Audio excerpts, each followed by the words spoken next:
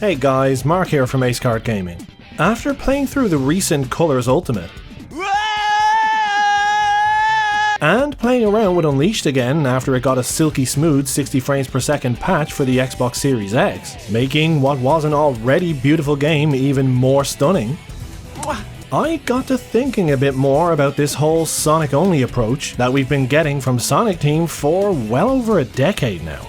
And maybe it's after covering games like Sonic Heroes, a game with 12 playable characters, 4 somewhat separate stories, and a twist that sees a long-forgotten foe make their grand return, but I think now is probably as good a time as any to discuss this topic. The extended cast of the Sonic the Hedgehog series. Often seen as an overinflated collection of redundant swings and misses by some, or a group of awesome personalities who helped add variety and depth through awesome stories by others. The supporting characters of the Sonic series has always been a pretty contentious topic. Well, since the early 2000s anyway. Damn you, internet. I know that in these videos, I usually tend to cover characters one at a time in isolation, deep diving the pros and cons of the characters themselves over time. And we did chat briefly about possible playstyles for other playable characters if they ever did return, but in this video, I'm going to make a case for why the extended cast of Sonic the Hedgehog is so important for the series itself. How, when used correctly, these characters have helped add some real depth to the narrative, allowing for actual development and growth for every character involved. There are lots of crucial story beats and character development that can only really happen when secondary characters are put to good use. This is true for pretty much any entertainment medium, movies, TV shows, books, and yes, even video games. I would argue especially video games, and I'm going to highlight how this has been done in the Sonic series to great effect in the past, before moving to a more linear and Sonic-focused approach in recent years. As always, don't forget to like, subscribe, and hit that bell icon to be notified when I release more Sonic or gaming content. I make lots of in-depth analysis and discussion videos on all aspects of the Sonic series, so I always hope that there's something for everyone to enjoy. Those simple clicks go a long way, and any support you guys show is seriously appreciated by me. Anyway, let's get started, shall we?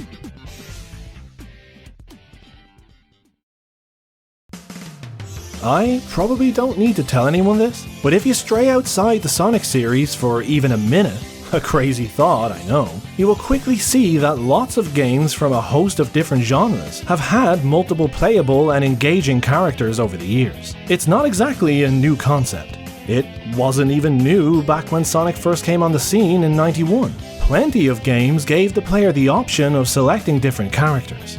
Most of the time, offering different abilities or subtle changes in gameplay, but sometimes even impacting the game's narrative directly. As I said before, effective use of secondary or supporting characters is absolutely crucial for building an engaging and compelling story. And this is true for pretty much any form of storytelling. They help set the tone for the world we're being sold. Their job to make everything more believable and add dimension to the exposition. Other characters force us to ask questions about the universe we now find ourselves immersed in. And sure, depending on who you ask, this may have been taken a little too far when time travel and alternate dimensions became a thing in the series. But on a basic level, characters like Knuckles, Shadow, and even Silver help to expand the universe in the mind of the audience by making us question the things in their backstories that we never get to see. And these characters always played a solid role in motivating the protagonist, in this case Sonic, and moving the story forward in a meaningful way. And not just those 3 characters either. Most of Sonic's roster of friends, and enemies for that matter, have played a huge part in the appeal of their respective games. After Sonic's first outing, where the goal was mostly to establish a newcomer in the highly competitive arena of mascot platformers, with his eye-catching design and tight speed-based gameplay, Sega quickly realized that Sonic needed a friend. Someone who could help establish his importance, and help move his character forward by showing sides of his personality you wouldn't get to see when he's alone. In the very next game, Tails was introduced as Sonic's young sidekick. This establishes the idea that Sonic is someone others can look up to, and after being impressed by his determined struggle to keep up with him, he takes the lone fox cub under his wing. This also helps show a caring and compassionate side to the Blue Blur. as through all his 90s attitude and bluster, he still takes a chance on this unassuming kid, just for having the strength of character to try, showing him the ropes so that one day he can become a hero himself. Sonic's mentorship of Tails is probably one of the best things the series has ever done. A story arc that was carried across multiple titles over a number of years, and actually served both characters really well. His impact on Tails as the series moves forward is huge, and we get to see as this once timid little mechanics enthusiast who hung around Sonic like his shadow becomes a hero in his own right, stepping out on his own to face Eggman by himself, saving an entire city before becoming a well and truly independent genius, one who is crucial to the success of the good guys in their darkest hours. Sonic taught Tails to have confidence in himself, and by following Sonic's lead, learning as much as he could, Tails grows into a really interesting character, one who is strong enough to exist in the series on his own merits, and Sonic gets to come across as an amazing mentor and friend. Both experience huge growth as characters, and this is fantastic use of a secondary character.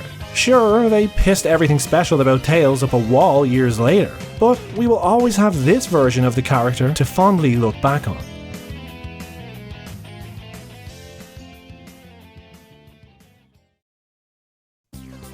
Amy Rose had a pretty low-key introduction back in '93 with her debut in Sonic CD. She pretty much just played the damsel in distress, serving as an extra incentive for Sonic to foil the plans of Robotnik and Metal.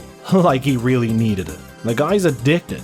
It's like it's her job or something. But Amy's unashamedly obvious crush on Sonic does serve one extremely useful purpose for the series, and that is to establish the idea that in Sonic's world, he is truly an icon, a superstar. In reality, you see no shortage of celebrities with obsessed fans who love them like they know them their whole lives. So why shouldn't Sonic, a world-renowned hero, have his very own superfans? True, this probably only really helped Sonic's character, while if anything, damaged Amy's, but thankfully, this one-dimensional characterization of the original Rosie the Rascal would not persist. While her blazing crush for Sonic never dims, later games see her go on a journey of self-discovery, where she learns not to be defined by her love for Sonic, becoming a force to be reckoned with while protecting innocent creatures from Eggman's machines. Instead of expecting Sonic to reciprocate her love just because she wants it, she instead aims to prove herself to him. And if being a useful member of the team is the only way she can spend time with him, she is willing to settle for that, for now. Amy also gets portrayed really well as a caring and compassionate person, someone who can somehow always reach a person's heart by appealing to their better nature. She manages turning Gamma, one of Eggman's own creations, against him, showing for the first time that, in this universe, even robots can have hearts. Gamma's subplot is absolutely fantastic all by itself. A journey of a robot who becomes self-aware and struggles with its sentience before going on a mission to save its friends. An awesome subplot only made possible by Amy's actions of teaching it about friendship. While no longer playable, Sonic Adventure 2 sees this character trait for Amy expanded further, as she appeals to Shadow to help the others in the game's dying moments as the Ark is about to collide with Earth, and awakens his true memory of his promise to Maria. While Amy is someone who is not always portrayed perfectly, it's this ability to speak with people on a deeper level that makes her character so special. And the excellent use of her as a supporting character often helped move the story forward and made a number of really great subplots possible. Subplots that are now seen as some of the best in the series. Sonic 3 and Knuckles was arguably the very first time the series hit that magic sweet spot, where significant universe expansion tied in perfectly with the introduction of a new character. Knuckles' backstory, as well as his obvious importance to the narrative, helped make all aspects of this game's story come off flawlessly. His rich history, and that of Angel Island, made for one of the most interesting and engaging worlds I have ever had the pleasure of virtually exploring.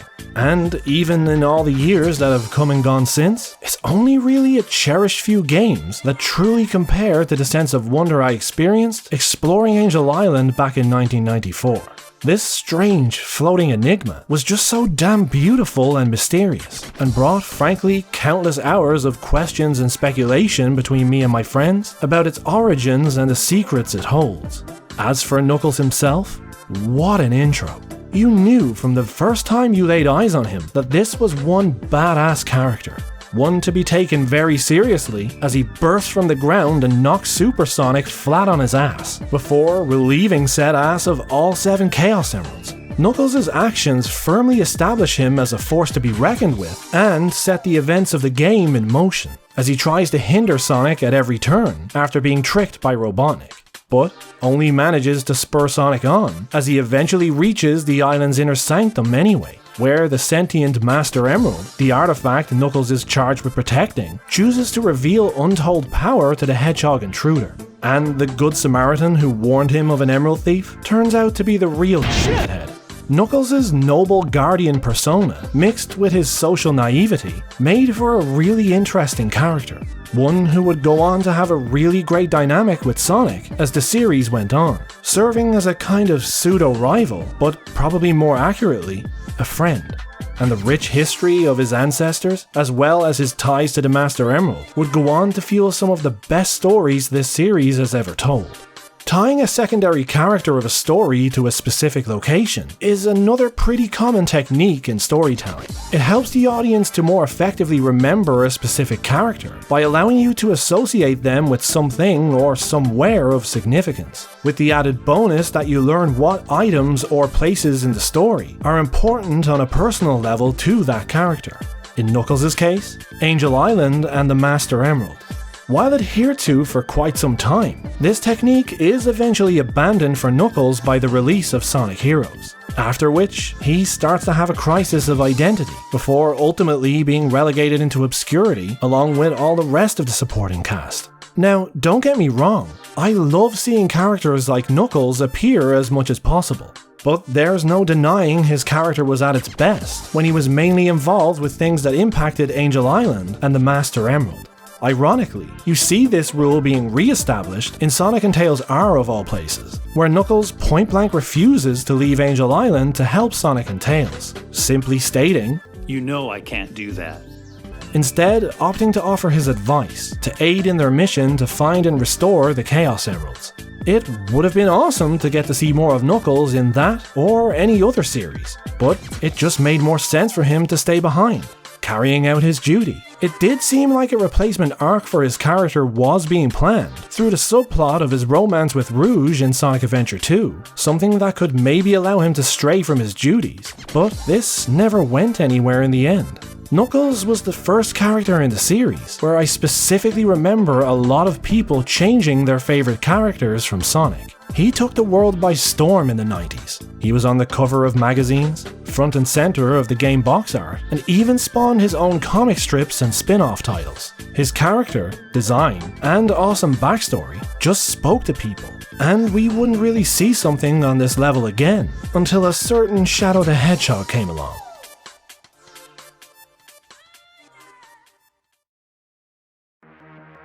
When used properly, secondary characters are fantastic plot devices for helping establish different themes in a story. Kindness, courage, sorrow, desperation. It can't always be on the main character to portray all of these different emotions and feelings. And whenever it is, it can often come across as disjointed and clumsy, as it's hard to write a story where one person can believably feel all of these things. Secondary characters are there to evoke an emotional response from the audience when it doesn't really make sense for the main character.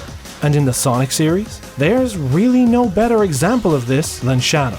Shadow is probably one of the characters with the most emotional depth this series has ever produced. And I know when you look at him now, it's hard to believe that this was ever the case. But once upon a time, Shadow was more than just a tough guy attitude and someone to slap on the box to sell more copies of a game. In his debut, he turned what was, on the surface, yet another simplistic revenge story into a very deep and meaningful redemption arc for his character. A creature created for the good of mankind, soured on humanity, and existence for that matter, by the murder of the only person who truly mattered to him. his one ray of light in an isolated existence aboard the space colony Earth. And, ironically, the one person he was created to help. Shadow struggles to deal with the trauma of his past, while only able to view his broken memories through a shattered lens, generated a huge amount of sympathy from the audience. And while his quills may be as black as the darkest night, his character is anything but. Even while solely focused on fulfilling what he believes was his promise to Maria, that being the total destruction of the human race, his conscience and better nature sees him unable to just let Rouge die on Prison Island.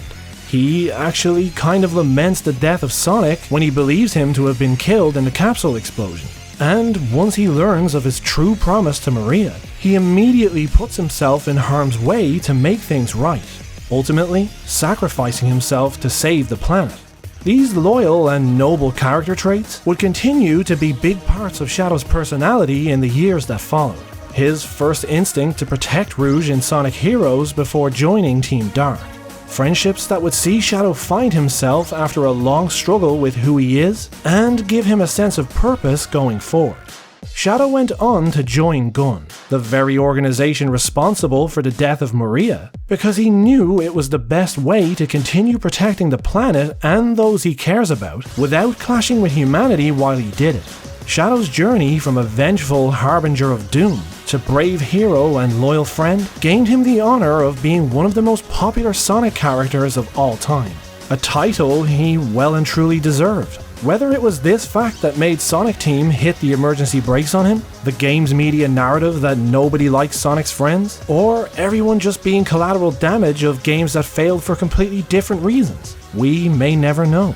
But something caused sweeping changes in the story writing department at Sonic Team. And whether it was any one reason or a combination of them all, the departure of people like Shiro Miyakawa has left us with a very different experience. One where depth is seemingly seen as an inconvenience rather than an appeal.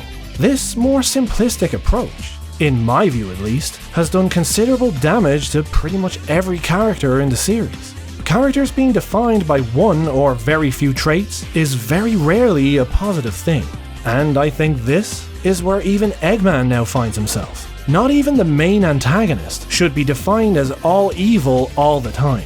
When a character is strictly all good or all evil, quite often they will fall completely flat. Having evil as your full-time job is all well and good. If anything, I encourage it. Back when he was known as Robotnik, Eggman did some seriously heinous stuff, and when it came time for his jump to 3D, he certainly didn't disappoint in the evil villain department. But when it doesn't make sense for the character, or when their actions could even spell their own demise, it just doesn't come off as well. Eggman knew in Sonic Adventure 2 that his actions were about to cause the destruction of the world, and figuring, how will I rule a world where everyone including me is dead, he decides to actually help the good guys. This adds to the overall seriousness of the situation, and makes the story even more interesting by adding in this new dynamic between Eggman and the others. Look, I'm all for Eggman being a bit goofy, with the odd comic relief moment for him here and there. Like, the guy did unashamedly scratch his ass while watching the news broadcast about Shadow in Sonic Adventure 2. He's a goofy guy, but that isn't all I want from his character. Even an 80-20 split between serious and goofy would be fine, but it seems the balance for this has shifted entirely the opposite way now, and a scene where something funny or humiliating doesn't happen to him is a very rare thing, and it just makes his character fall flat in comparison to how he used to be written. Look, this is all for me at least. If you like it, that's okay too, but this isn't even just true of Eggman. Pretty much every character now has one defining trait to their name. Knuckles is the stupid slapstick comedy guy. Tails is the nerdy explain the plot guy. Shadow is now labeled as an edgelord. And Silver, geez, that poor guy hardly gets a look in anymore. And the rest? They're mostly just there to fill in the background space, or to serve as poor attempts at portraying how serious the situation is that their presence in the game is required at all. The Sonic series catches a lot of flack for having an overcrowded roster of characters, but at least at one stage, for most of them, they were introduced and written with the respect they deserved, and it was then that they resonated with people the most. Well-defined secondary characters, who are written with a strong purpose, should always help to move the story forward in a meaningful way, and develop the character of the protagonist. And I believe it's no coincidence that Sonic Team's abandoning of his friends marked a point where the stories, and Sonic himself, started to become more and more two-dimensional, both figuratively and literally.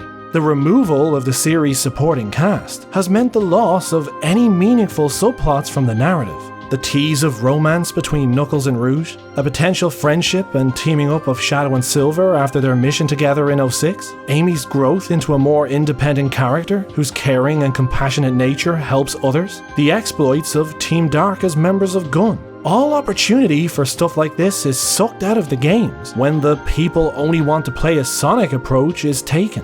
While Sonic the Hedgehog is and always has been a fantastic character, I haven't stuck with him for 30 years for nothing, but his overwhelming positivity, and to a lesser extent these days, his charming 90s attitude, don't exactly make for endless amounts of emotional depth.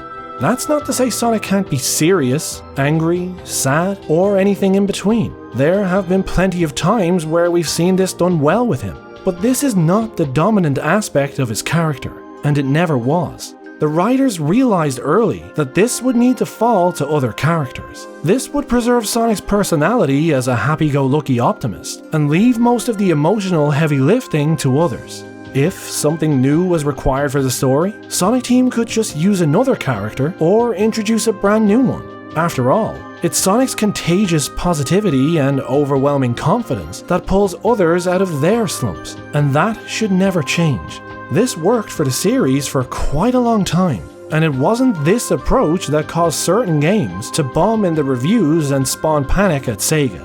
More often than not, it was technical reasons that sank them. Consistency has never really been Sonic Team's strong point, and that's true for pretty much every aspect of their games. Yet, it's consistency for their characters that is needed more than anything else. Like, if you were to look at each character in the character bible for the series, that is, the place where all aspects and traits for each character is supposed to be set in stone, for most of them, it would be a shitload of whiteout and scribbled out sections with new garbage scribbled in all over the place. In the past, characters who would appear in the games usually had a good reason for being there. They weren't just along for the ride. Something we've seen more and more in recent games. Sure, a world-ending war with Eggman and Infinite, or a creature that can destroy time and space, may seem like as good a reason as any to have everyone just turn up, but those stories didn't allow for any depth or growth for any of these characters through any meaningful involvement in events, making it very hard for the audience to care about them at all. Having them turn up for a couple of frames of a battle, or to nod silently in the background of some scenes, just isn't good enough. If nobody does or says anything of significance, then their appearance will be seen as just that, insignificant.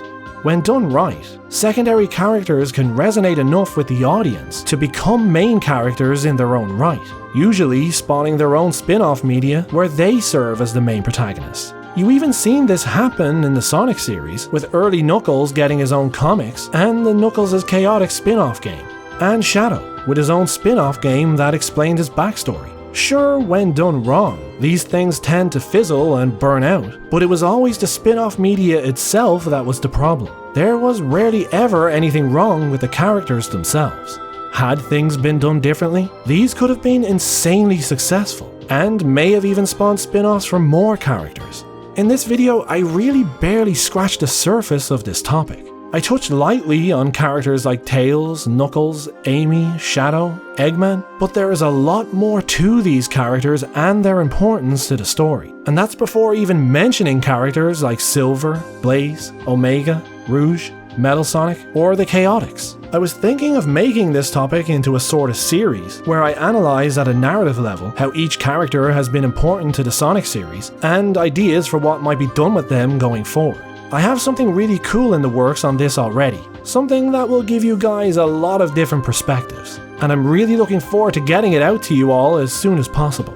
But if you'd like this sort of topic to be covered more on the channel, please let me know in the comments and throw a like on the video. If you've stuck around for this long, firstly, thank you. And if you enjoyed what you've watched and want to see more like this from me on Sonic or other games, please make sure to subscribe and hit that bell icon to be notified when I release more. If you don't hit that bell icon, you pretty much aren't subscribed, so make sure to do that. Those simple clicks are a huge help, and all of your support is seriously appreciated. A big thank you for watching, and as always guys, take care.